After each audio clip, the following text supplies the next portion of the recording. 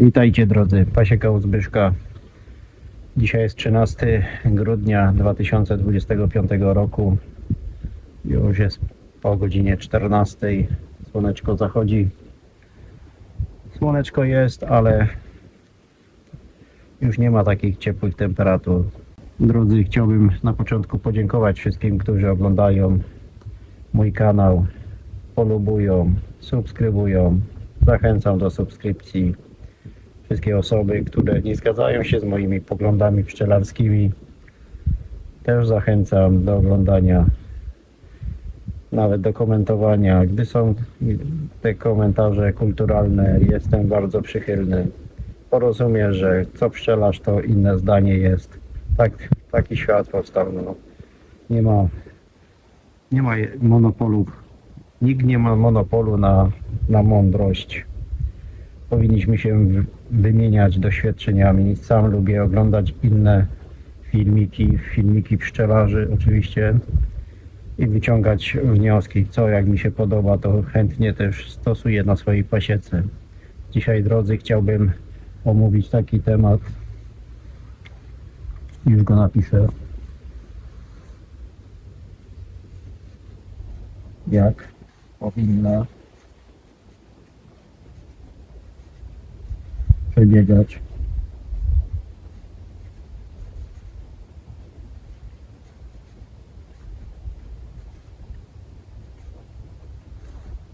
troszkę mi tu krzywo, zimowla.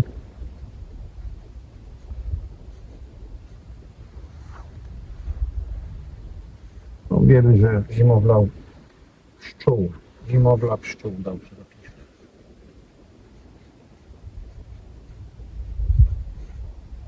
Drodzy, tutaj zrobiłem taką linię czasu, zaczynając od lipca do czerwca. W zasadzie lipiec to jest dla niektórych pszczelarzy końcem sezonu. Tak, i początkiem już przygotowań do zimowli. Więc tutaj zakładamy, że niektórzy pszczelarze mają koniec pożytku w lipcu, czyli po tej lipie, aż no, załóżmy, że przed sierpniem. Tak. W tym okresie jest pobudzanie pszczół do czerwienia poprzez dokarmianie takie pobudzające syropem 1:1. I później następuje już takie zimowe dokarmianie po tym okresie, jak matki dobrze czerwią i już przygotowane, już zalane gniazda już wchodzą w zimowę. Kiedy ta zimowla tak naprawdę powstaje? Bo to, że pszczelarz zakarmi, to nie znaczy, że już jest zimowla. Zimowla powstaje, gdy mamy tak zwany kłąb pszczeli w ulu, gdzie się już tworzy. No więc temperatury spadają na tyle na zewnątrz, ale też i w ulu, że pszczoły już czują tą zimę. Ja tutaj orientacyjnie już zrobiłem takie wykresy, więc załóżmy, że od listopada można nazwać, że tu się zaczyna zimowla. Niekiedy zimy przychodziły już w październiku, takie jak dawniej było, już mroźne nawet i ze śniegiem, ale teraz przesunęło się to troszkę i są troszkę później. Załóżmy, że od początku listopada. No wiadomo, w różnych rejonach Polski jest różnie i od pogody wszystko zależy i kończy się tutaj na marcu, bo jeszcze tutaj często jest tak, że jak ktoś nie pobudza rozwojowo, to pszczoły siedzą jeszcze w kłębach, w kłębach, Ja tak często mówię kłębach, ale mniejsza o to. Więc ten okres moglibyśmy nazwać zimowlą.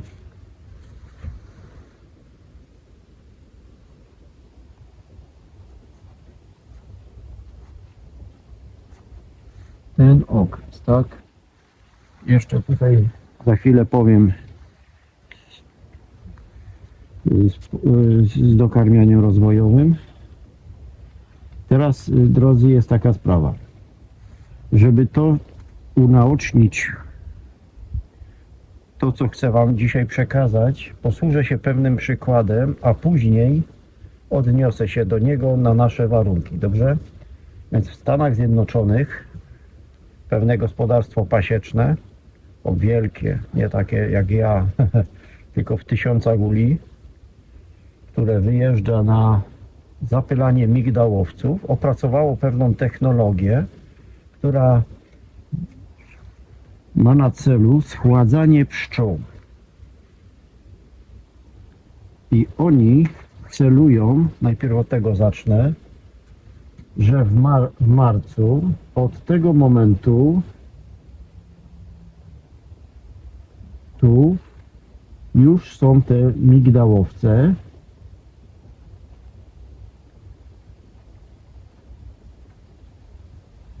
Migdałowce, tak?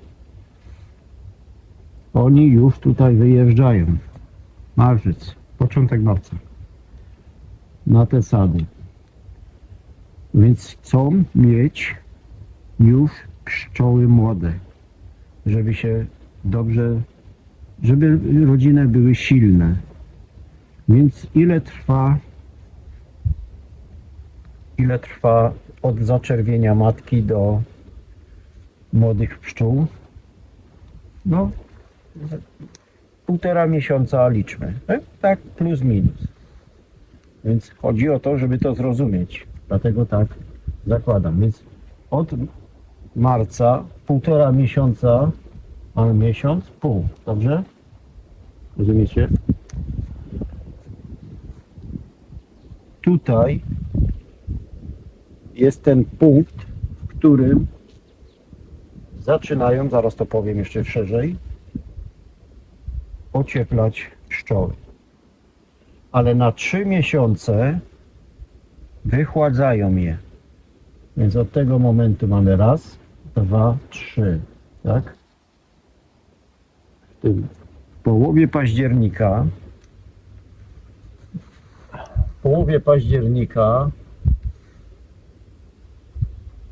może tutaj tak zrobię, żeby to było lepiej widać, o co chodzi.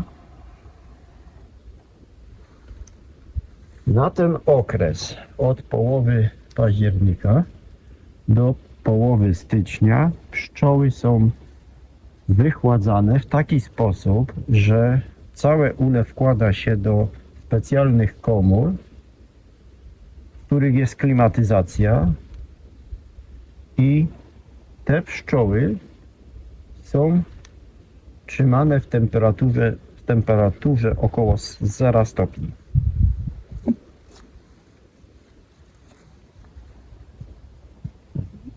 Więc napiszmy tutaj przez ten okres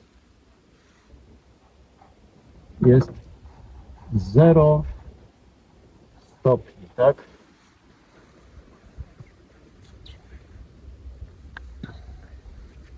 Później wyjmują wszystkie ule, docieplają, przepraszam, docieplają. Więc tutaj, żeby to zrozumieć, wypisuję.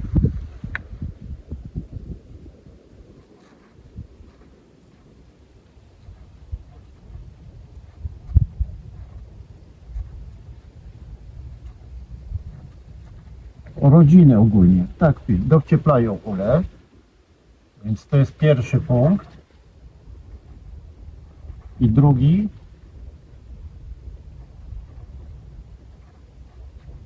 Dokarmiają. Stymulująco ciastem.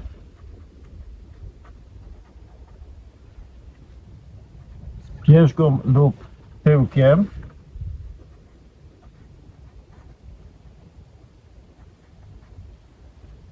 i podają witaminy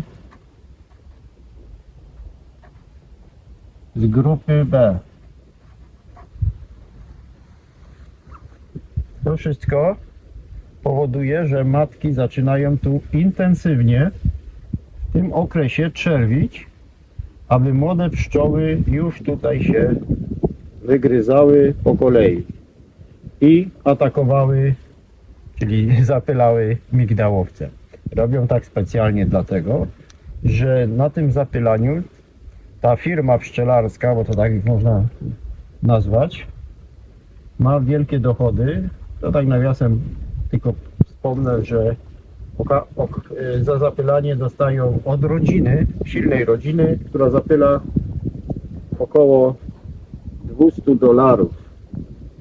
Jedzie tysiące rodzin, to jest duży dochód. Tak. Ale teraz tak, to jest tylko taki wzór. Po co oni robią? Właśnie jeszcze to. Po co tu zimują? Po co ochładzają granice zera te pszczoły? Aby ochładzają dlatego, żeby, napiszę to, żeby nie spracowywały się, czyli żeby nie były spracowane.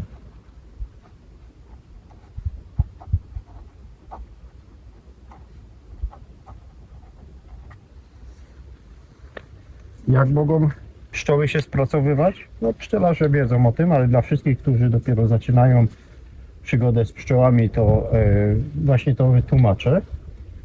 Poprzez to, że pszczoły, gdy są ciepłe dni, w nocach podskakuje temperatura do 6, 7, 8, pszczoły się po prostu spracowują, dlatego że uznają, że matka uznaje, że można czerwić i to spowoduje, że wiele pszczół nawet pada podczas tej zimowli. Dlatego jest dobrze schładzać te pszczoły. My nie mamy, pszczelarze ogólnie, to tylko taki przykład dałem, że taka komora pozwala utrzymać równą temperaturę. My nie mamy takich warunków, więc nie mamy tych komór, żeby schładzać do 0 stopni. Co robimy w takim wypadku? No i od kiedy zaczynamy, bo to też jest ważne. Może najpierw co robimy? Więc my regulujemy poprzez wentylację. Jeżeli będziemy docieplać spód i górę, to wytworzymy tam taki mikroklimat, w którym pszczoły mogą zacząć czerwić. Są gatunki w Polsce, co może nie są na to podatne, ale już jak pan Smyk napisał w swojej książce, od XIX wieku w Polsce jest intensywne mieszanie gatunków, tak, na podgatunki i tak dalej, linie różne, dlatego że podczas zaborów tutaj na tym terenie austriacko-węgierskiej, aż od Słowenii, byłej Jugosławii, do tutaj naszych terenów, po Kraków, to tak zwana Galicja, ale jeden kraj, można było swobodnie handlować pszczołami bez ograniczeń, bez granic. Więc były ogłoszenia w prasie, bardzo chętnie tutaj na tych terenach sprowadzano krainki. Na Śląsku czy gdzie indziej w innych zaborach inne pszczoły z Niemiec. Także ta mieszanka już powstała. Jak ktoś dzisiaj mówi, że broni naszej krajowej pszczoły, no to jest w wielkim błędzie, bo tych krajowych pszczół to nie ma. Próbują odbudować, owszem. Pan Smyk mi tam napisał, że w 2 miejscach można jeszcze gdzieś tam pytać o to. Ale wracając do tematu, drodzy. Więc regulujemy poprzez temperaturę wytwarzaną w ulu. Stymulujemy przez wychładzanie. Można dołem puszczać powietrze, czy na tak zwany dzwon. Ja też stosowałem, że lekko uchylam od dołu i u góry lekki kominek gdzieś na boku. Niektórzy widzieli ostatnio, poza ramkami jest ten komin i u góry pajączek, otwarty pajączek, nie ma tam korków. Także metody są różne, żeby pszczoły czuły, że jest chłodno, drodzy. A jak są, tak w tamtym roku w zimie, w styczniu, były w nocy powyżej 10, nawet do 15 dochodziło, to nie utrzymamy regulacji. Wtedy, tak jak powiedziałem, wszystkie ramki wyjedzone, bo można, jak w dzień jest 20 stopni i ktoś twierdzi, że w styczniu nie wolno patrzeć do ula, bo grzebie, no to jest człowiekiem niedoinformowanym albo jest fanatycznie nastawionym. Nie wolno takim być. Wtedy w styczniu ja po prostu sobie błąd zrobiłem, zlekceważyłem, nie popatrzyłem. Zaufałem, że może już tak będzie do wiosny, a tu w lutym jak przycisło, to właśnie mi się troszkę posypało, bo był czerw, po 3, nawet i 4. ramkę w jednym miejscu widziałem w czerwiu i pszczoły zaczęły ogrzewać ten czerw, a przyszły mrozy bardzo wielkie. No i się narobiło. Ale no i to też jest przykład, żeby tak nie robić, żeby nie dopuszczać do tego, żeby ramki ze środka uli, które są, bo patrzymy, jest prawie temperatura wiosenna, bardzo wielka była. Mogłem wyjąć ramki ze środka, dać do środka z pokarmem, tak żeby matka nie czerwiła. Te ramki albo się wyjmuje, albo za zatwór się daje, te, które przesuwamy, żeby już tam matka nie szła i nie miała możliwości czerwienia. I wtedy ta zimowla jest udana. I teraz celujemy w takie postępowanie, jak ta firma amerykańska. W naszym przypadku, jeżeli byśmy to zrobili w styczniu, no to musimy bardzo dobrze ocieplać, bo w lutym są niestety te bardzo wielkie mrozy, więc ja stosuję tutaj, tak, tutaj zrobię na tej linii, więc połowa lutego stosuję te dwa zadania. Docieplam silno ulę od dołu i od góry, tylko lekka tam musi być ten komin, żeby jednak było odparowanie. Niektórzy pszczelarze, ja też tak robiłem, dają folię i też lekko trzeba, nie do końca, więc nad samym gniazdem one sobie tam będą parować, pobierać tą wodę z folii, a bokiem będzie jednak ta cyrkulacja powietrza. Więc od tego momentu, tak, ocieplamy. 1,5 miesiąca, żeby były młode pszczoły, tak? I wychodzi to w tym miejscu. Od tego miejsca są młode pszczoły. I tu napiszę. Młode pszczoły. Mamy te młode pszczoły od tego momentu, od kwietnia. Teraz, drodzy, jaka jest sytuacja w przyrodzie? Tak, może tu wezmę sobie zielony jeszcze. W przyrodzie jest tak, od lutego, ale już tutaj nie chodzi o to, żeby dokładnie pokazywać. Od lutego do marca jest leszczyna.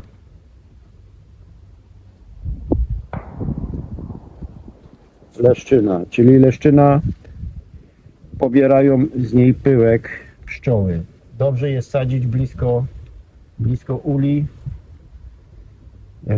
Jasne, że może się rozrastać, więc uwzględniamy to przy sadzeniu, bo ona rzeczywiście, leszczyna się rozrasta w takiej odległości, ale żeby też nie za daleko, żeby pszczoły swobodnie sobie mogły pobierać, bo bardzo dobrze wtedy te białko, czyli z pyłku, które przynoszą, tworzą pierś genową i karmią. Już jest to do karmienia tego czerwiu, który się będzie wygryzał do młodych pszczółek.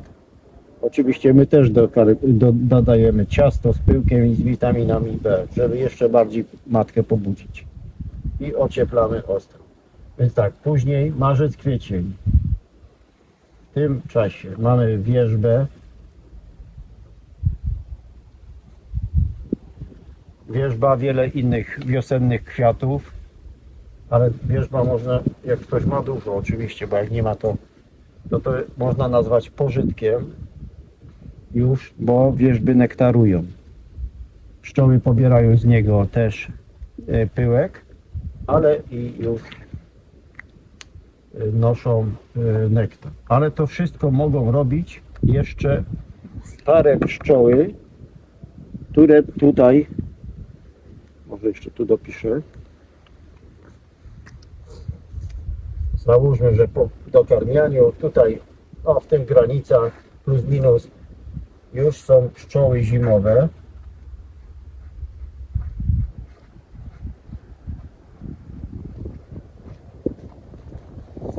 To się opłaca coraz bardziej. Mamy pszczoły zimowe i te pszczoły, czyli te przezimowane, one tu będą mogły coś z wierzby przynieść. Młode pszczoły dopiero tutaj, kwiecień. Co mamy w kwietniu? W kwietniu mamy, już zaczynają się, już od kwietnia tu mamy sady. To tak jest w sadach, że nieraz pojedyncze drzewko zacznie kwitnąć i tak po kolei. To tak jest, taką dygresję wam powiem, że to tak jest jak z pszczelarzami. Dojrzewają tak jak drzewa w sadzie. Nie wszyscy jednakowo, tak samo i drzewa. Więc po kolei, co później? W maju, przesunę tą kreseczkę tu, w maju i tam po kolei mamy rzepak u nas, rzepak i później mamy akację, czyli tą robinię. Robinia i te wszystkie kwiaty i wiadomo, tego już nie, to mówię tylko o głównych pożytkach. I tutaj w lipcu mamy już, napiszę, lipa. Tak? I ta lipa nam się tu gdzieś kończy. Są też odmiany i późne, wiadomo, ale tak orientacyjnie. Nasze młode pszczoły, co będą wtedy zbierały? Nie mówię o starych pszczołach, które przezimowały. Nasze pszczoły, zaczynając tu ocieplenie, będą na kwiecień, więc sady skorzystają jak najbardziej, zwłaszcza na te późniejsze kwitnięcia. Rzepak na pewno i robinia na pewno. Przy tym systemie, które tutaj wyrysowałem. Więc ocieplenie pszczół powinno być tutaj, żebyśmy skorzystali. Ci, którzy uczą, że zimowla powinna być ocieplana, pszczoły,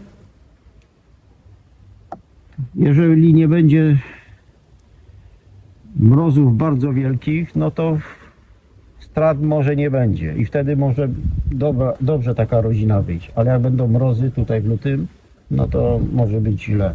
Dlatego jest taka opcja najlepsza, dlatego że pszczoły, jak ja tutaj napisałem,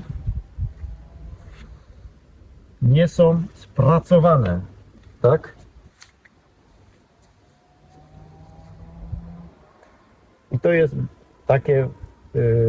taki mój tutaj ten wykres cały, który wam przedstawiałem, to nie jest mój, to już tutaj pszczelarzy, wielu pszczelarzy tak stosuje, że po prostu wychładza pszczoły na zimowle, na zimę, ale ogólnie mówimy o zimowli, tak?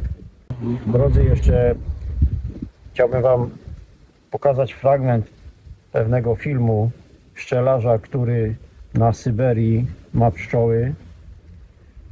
Nie znalazłem takiego, który kiedyś widziałem, bo ten, którego teraz Wam pokażę, przetrzymuje pszczoły w takim swoim budynku, który wybudował, ocieplił go styropianem i tam jego pszczoły też są trzymane w takich warunkach, że jest to 0, tak? 0 stopni.